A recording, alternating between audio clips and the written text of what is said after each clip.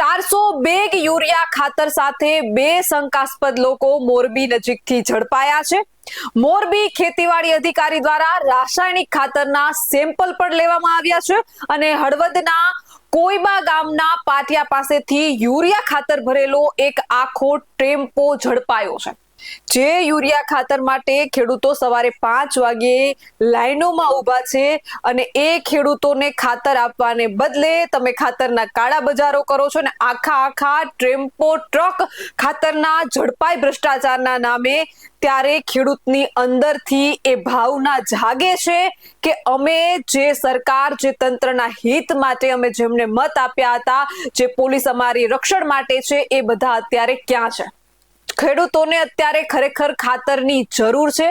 આ જ સમયે જો ખાતરની કાળાબજારી કરી તમારા થોડાક સ્વાર્થ માટે, થોડાક નાણાં માટે જો તમે આવું કરતા હોવ તો પછી તમારામાં ક્યાંક ને ક્યાંક હવે માણસાઈ બચી નથી.